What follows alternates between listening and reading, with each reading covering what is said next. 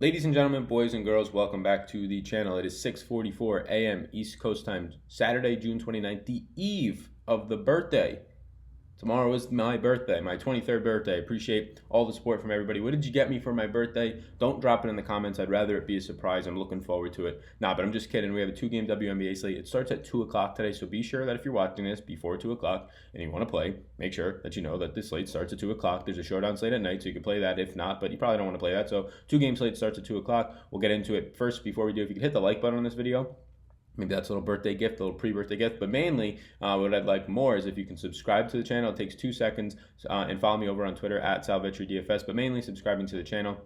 And then I will just disclose that I do have WNBA projections over on Patreon. I do a probably 3 to 4 times a week is what I'm going to try to do a podcast there over only on Patreon, just to give you guys extra value with the projections. The projections project points. And how I do that is through just an algorithm featuring 6 or 7 different things that go into it. So yeah, I have that available. I can kind of show a preview of it without showing the points, just for the people on Patreon. Don't want to be showing that since they actually pay for it. But let's get into the slate. And that is all linked down below. There's free strategy guides linked down below for DFS in general. One was for basketball, which would be translating over to the WNBA as well as the NBA. It translates over pretty nicely, so you can download those totally free. So Clarendon's the only injury, and this has been an injury now for about 3 games. So I just wanted to put it on here again because there's no other injuries, and it's something to at least note because some things are changing. Rachel Bonham, she is seeing an increase in minutes. She's been averaging 18 minutes per game. Well, I guess 17 in the last 2 and 18 before that since Clarendon went out. And that's up from like averaging 8 minutes per game. But the big one is Jasmine Thomas. Jasmine Thomas is averaging 32.3 minutes per game over these 3 games and averaging 34.1 fantasy points. Now, obviously, that's going to be skewed by the game where she just dropped the 40 burger. But regardless, in 37 minutes, she's the one seeing the biggest impact. Now, Rachel Bonham's also seeing a big impact in terms of minutes added, but they're not impactful when you go from 8 to 18 minutes as a non-producer as so much as you go from 20 to 32 as Jasmine Thomas or 22 to 32 as Jasmine Thomas has been as a producer. So that's definitely something to note for this Connecticut team. But that's really it in terms of injuries. So this has been something that we've known about. Maybe you're just playing now and you want to know the update on it. But regardless, I wanted to give you the update and really just let you know how well Jasmine Thomas has been benefiting from Clarendon being out, and also to a lesser extent, Rachel Bonham. So let's get right over to target offense sheet. That was easy. Target offense sheet, since I've been covering it, we finally have a back-to-back. What is a back-to-back, if you're asking? It's just when teams play back-to-back days, and that's Indiana tonight. So usually we have not had a back-to-back for Indiana today or this year, so I have not been able to go back and see how they handle it. I guess I could go back and look at next year's, and I can kind of update that on Twitter. I should have done that already, or not next year's, last year's back-to-back handlings. But what that means is that older players or just players in general are likely to get less minutes, especially the ones that saw bigger minutes the game before. Candice Dupree is somebody who's at risk for this, right? An expensive player who saw 30 minutes in the last game. Sometimes they kind of reel her back in minutes, not much, right? Maybe 26 minutes or so, but that's something to note. Every minute counts in the WNBA, especially when you're paying closer to top dollar for those types of players. Tierra McCown didn't get full run of minutes. And the benefit for the Indiana team here, and I'll just cover this, the fact that it's a back-to-back is scary for a lot of their minute stability, but the fact that they got blown out last night and a lot of their players didn't see full run, right? Natalie Kunua, she only saw 16 minutes, and that wasn't because of the injury. She saw 26 before in the game before that. Tierra McCown only saw, I think, 21 minutes after averaging 28 minutes over the past 3 or 4 games. The blowout definitely factored into that, so we can kind of get a built-in rest there for these players, so maybe they will be a full go. Obviously, some things we'll watch on Twitter. I'll reach out to the beetroot writer to see if there's anything in terms of minutes not being there. I might be bumping down 1 or 2 players, maybe a Candice Dupree by 2 minutes, but nothing extreme until we get further news. Other than that, we have Connecticut and Washington, which should feature a pretty good game today. These teams are 2 of the highest scoring teams in the entire league. Connecticut, we know, I believe, still holding the best record. Washington, though, one of the better teams in the league. I'm still waiting on the lines for this game. I will update them in the projections afterwards. I just kind of went ahead and did my own mock lines. They could probably be completely off. Connecticut could be favored in this game by 4. I have no idea. I'm just taking the home team here. I have these teams as a toss-up in terms of how fast they play, their defensive ratings, and then pairing that along with their average points per game. I pretty much have it as a toss-up, and whenever it's a toss-up, the home team gets a 3-point favorite, or just anytime the home team has a built-in 3 points. I'm not sure if that's the same for the WNBA, but that's what I went with. So the pace in these games for Connecticut and Washington, both teams are going to be pretty much playing at the exact same pace. And what I should do with that is just quickly go into update because I updated the pace overall for the league average. So both teams are going to be pretty much playing at the exact same pace. Nothing major changes there, so nothing to note. But there is going to be a decent-sized chunk of change in this Indiana and Las Vegas game. Indiana is a very slow-paced team. They're a quality team, but a slow-paced team, whereas Las Vegas is pushing the pace the highest in the league at 82.7 possessions per game. Pace is just possessions per game. The more possessions, the more fantasy points, right? Not just pure scoring, but rebounds, double-double opportunities, assists, you know the drill. So Indiana is going to be projected in my system to gain 5 possessions today. That's a lot. 5 possessions is a lot. That's a good chunk. So you get here, not only are they going to be playing on a back-to-back, but now they're going to be playing in a game that should be faster than they usually play, which to me signals, okay, this would be good if it wasn't a back-to-back, but it's signaling more so like, okay, they're going to be playing faster already on a back-to-back when you like to rest players who might be a little bit tired. So it just gives me a little bit more worry for this Indiana team. Not only am I unsure about totally secure minutes. Now, obviously, it's the beginning of the year, first third of the year. A lot of these players are young, so it doesn't matter too much, but some of them aren't. So those are the ones that I'm worried about. You're worried about the rookies out there, right? They don't really care in terms of monitoring their minutes. Like a Natalie Wnba could be a perfect candidate to see her minutes monitored, as she's only 2 weeks removed from an injury that kept her out for a little while, which would bump up Tiara McCown, who only saw 21 minutes last game, but does the pace up kind of knock her down. So that's just some things to note. Las Vegas will be seeing a slight pace down of about 2 to 3 possessions. That's meaningful when you try and stack up your Asia Wilsons and your Liz Cambage, and they're going to be playing in a slower paced game and getting less possessions overall. You kind of have to choose one at that point, at least in my opinion. So that all said, let's go over to my early interest. Hit the like button, hit the subscribe button right now. Comment down below if you're still watching this video right now. Comment down below which team on this 4-game slate would you be targeting, whether it's on this target offense sheet or because of the target offense sheet, something you saw. Which team will you be targeting in terms of trying to get 2 or 3 players from that team? If none, then which team would you be targeting if you had to choose? So just let me know that. Let's blow up these early interests. Bang, bang. It's going to be a quick video. There's not much news. I mean, when nobody's injured, like last night's slate when you had potentially 2 players coming back from an injury, somebody going overseas, people seeing more minutes. It's pretty stable. You get a lot of teams that have pretty stable rotations all in all, outside of one player that I don't have listed here, but we'll hit on. So I have this ranked in terms of salary right now. These are my early interest, players that I'm interested in looking deeper into, players that I'm interested in potentially rostering. Maybe it's matchup based. We'll talk about it. These are not my projections.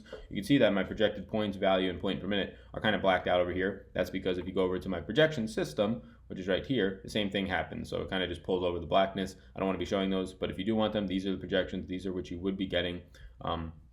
Updated as often as I can throughout the day. I mean, if it's something that happens 5 minutes before lock, there's probably not going to be an update. It's just the truth. But otherwise, there will be updates. So that's what you're looking at. Let me blow it up even more for people. You can get those down below. There's a link down below. They're working really well. They're median projection system, so it's supposed to be for your cash game lineups. But for the WNBA, your cash game lineups can surely cash in tournaments, especially single entry or 3-max. The big ones, they're just so volatile that it doesn't matter if you have a projection system. The main thing that you need there in a big tournament where you can enter 150 lineups is to enter 150 lineups to get an edge, right? But a projection system will help you identify the right values, identify which players have better matchups and who are more productive in those matchups, things like that. So in terms of the 10K players, you can see I have 3 here listed. Now, I don't think there's good value on this slate. There was extreme value yesterday, right? We had Rashonda Gray get a double-double. We had Leilani Mitchell still under 6K. This slate, it's really hard for me to find much under 6K. Now, there's obviously things in my projection sheet that do pop a little bit, but nowhere near as much as I would like them to. Definitely not as near as much as yesterday, not even close. I don't have anybody below 5K listed on this, and there's a reason for that. I don't think there's many viable plays. It's only a 2-game slate, so there's not many plays in general, but I don't think there's many viable plays below 6K. Now, if you are a patron, you can go in and see the projections, and you'll see, okay, there's a couple plays that we can get to, and you can kind of identify those names, but for the most part, I don't want to list them here because I just don't think they're super viable. In terms of the 10K or above range, I like Jonquel Jones and Liz Cambage in that order. I know Alana Deladon's on the top, but it's because it's filtered by salary. Jonquel Jones' price is auto-corrected way too much. Look, she's coming off of 2 games where she featured foul trouble, so don't think that she's automatically now this 25 point per game, Draftkings point per game producer. She's closer to a 35, and I think we all know that. So she's underpriced based on her overall potential. Now, obviously, she has a very tough matchup here, but she's arguably the best player in the league. But it's a really tough matchup against Alana Deladon and this the Washington Bigs. And the same can be said for Elena Deladon. She has an even more brutal matchup against Jonquel Jones, which is why I really don't like Deladon as much as I like Jones, because you save $500 on Jones. She probably will be less owned due to recency bias and recency performance. And I think she's the better overall player who can beat that matchup more so than Deladon can. And it's not only Jones who's out there. You have Clark out there as well. that makes it a little bit more challenging for Deladon. So I do prefer Jones. And then Liz Cambage, if she sees 30 minutes, she's going to be great. She has a beautiful matchup today and a well above matchup today against this Indiana team. And not only are they a good matchup for her, but like we said, they are on a back-to-back where players should be more fatigued and they're going to be playing in an environment that they're not used to, playing really fast on a back-to-back. So it's just even more tired. So I like Liz Cambage. I mean, Asia Wilson's also fine, but I do prefer Liz Cambage. She is, if you get 30 minutes out of her, she will put up 35 plus fantasy points. It's just that's how good she is when she gets the minutes. Now, she has only gotten 30 plus minutes twice this year. I'm pretty sure each time she dropped the 40 burger. So I like her a lot today. She's somebody that I would look to pair with Jonquel Jones, really just more so due to the matchup. You can get to Asia Wilson over her. I don't think there's any really disagreement there at all. Asia Wilson only saw 20, 30 minutes or so in the last game. Not really sure why. But if she does get back to her typical 30 minutes a game, then she's going to get back to her typical 30 fantasy points a game, right? Jasmine Thomas, I'm not super interested in because of just the matchup as one. It's a really difficult matchup here for the Connecticut guards against this Washington team. The Washington team overall is one of the better defensive units in the entire league. The only reason I put Jasmine Thomas here, whose price auto-corrects by over $1,500, I believe. What I mean by that is the last game she was a lot cheaper. So I don't like her as much today, but she still grades out really fine. I mean, I have her at 32 minutes today. And based on her recent productive, I've kind of factored that into her point per minute as a weighted average, and she just still pops decently well. I think the matchup is really difficult, and the price point at 8,700 is the real kicker, because if you're going to get to two, maybe you even try and squeeze three of these studs, all three of these $10,000 players into your lineup, you're probably not going to be able to afford $8,700 Jasmine Thomas. And I don't blame you if you don't get there. Christy Tolliver has a beautiful matchup, and the same can be said for Natasha Cloud. Their teammates going up against this Connecticut team. This Connecticut team on defense is not that good at the guard position. They're one of the worst in the league. So you're going to get Christy Tolliver going out there at 8,200. You have Natasha Cloud. This has really been a struggle all year long for me. Natasha Cloud and Christy Tolliver, they play the same position. They're pretty much always priced within $200 or $300 of each other, and they're on the exact same team. And for the year, they both average 25 fantasy points a game. So which one do you do? It's almost a coin flip at that point. Christy Tolliver has a much higher usage percentage. So if we played this thing out over the entire year, I would put my money behind the fact that Christy Tolliver would get more points just because of the usage percentage. Now, obviously, Natasha Cloud sees on average more minutes per game, 32 to Christy Tolliver's closer to 28. Those are more so stabilizing around 30 now for Tolliver. So I do prefer Tolliver over Cloud today at 8,200. The pricing is just way too close. I think you get a more productive player out of Tolliver as long as she continues to see around 30 minutes because of the fact that she's more involved in the offense, a 20% usage rate compared to a 15.5 for Cloud. Ariel Atkins, another guard. So these guards on this Washington team, like I said, they're in great spots, and it's so difficult because they're all within $600. Ariel Atkins, I have projected for, I believe, a fair chunk of minutes. She's only averaging on the year 22.5 minutes, or 22.5 DK points, 24.5 minutes. I believe I have her projected for above her average minutes today. She also comes in as a decent play in the 7K range, if not the best play in the 7K range. The only other person who might rival her is Tierra McCown, $7,400. I think that if anybody was to kind of get minutes stabilized today outside of like an Erica Wheeler for the starters for Indiana, as long as McCown is still starting, I think it would be McCown, because she's coming off of a game where she only got 21 minutes due to a blowout, not due to her being injured or just her being bad. It was due to a blowout. And the only other person who could really cut into her minutes is Natalie Akonawa, and she's only been back for about a week, 10 days from this injury, and now they're playing on a back-to-back in a fast-paced environment. So if anybody would be getting limited today, I'd put my money on Akonwa. So I'm actually going to go in after this and bump up a couple of minutes for Tierra McCown. I think I only have her at 22 or 23 right now due to the back-to-back. Probably going to put her a little bit higher, and that'll probably raise her as a value on this slate. I do like the fact that she kind of got built in rest due to the blowout yesterday, and that if there's any upside in terms of somebody being limited on this team, it would be Akonwa being limited, and that gives even more upside to McCown's minutes. Derica Hamby, this is somebody who, if she gets 20 minutes in the game, she'll play really well. She gets a matchup on her hands today. I don't know why this is saying that they're playing Seattle. Let's do this. She gets a matchup on her hands today that is really not that beneficial, and I'll do this one more time. Or it is beneficial. Hold on. It's really beneficial if you just consider the fact that these bigs against this Indiana team, once again, are going to be in a just overall more I'm not fatigued, I guess, more prime or ideal matchup and spot, similar to why I like Liz Cambage. You get Derica Hamby for a fraction of the cost of Liz Cambage, and obviously not the same production in terms of minutes, but production in terms of point per minute, yeah, it's there. She's averaging like around 1.3 fantasy points per minute, which is huge. She gets a 23% usage rate when she's out there that rivals players like Liz Cambage and kind of these 10-figure type players who Jonquel Jones only has a 24%, Elena Deladon only has a 25%. So she's getting usage when she's out there. She's getting minutes, 19 minutes per game. I think I have her at 20 today. If she ever sees 20 or more minutes in a game, she's very likely to go for 25 or more fantasy points. And at 6,800, that's pretty good. She's averaging right around that 20 mark, so I do like her. Tiffany Mitchell I put on here because she's the one player who sort of is cheap enough with upside. Now, she has a very difficult matchup against Vegas today in the Vegas guards. It's not that prime. It's one of the worst in the league, to be completely honest with you. But Tiffany Mitchell is at least very cheap today.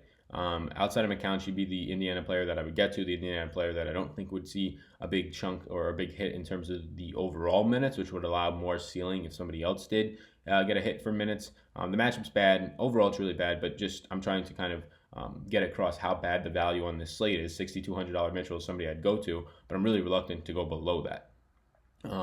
Tierra McCown might become the best value on the slate once I bump her minutes today. Other than that, it's going to be me trying to find maybe 2 studs and be more balanced instead of going with 3 studs. Maybe a Jonquel Jones and Liz Cambage. Maybe just a Jonquel Jones and then fill it all out with the 8K range. There's a lot of good options in the 8K range, in my opinion. Jasmine Thomas, Christy Tolliver, Natasha Cloud. I would probably choose one of Natasha Cloud and Tolliver, but I wouldn't hate you. I wouldn't be like, oh no, you can't do that if you choose both, because, well, actually, I would say choose 2 of Atkins. Only 2 out of 3 of Atkins, Cloud, and Tolliver. They all play the same position for the same team. It's very rare that all 3 of them go off. If I had to pick 2 right now, it'd be Tolliver and Atkins, just on a salary thing, and I think Tolliver is a better player than Cloud when they get similar minutes. So that's where I'm at right now. Like the video before you leave. I appreciate it. Follow me on Twitter for updates at SalVetri Just type my name in on Twitter. It should come up.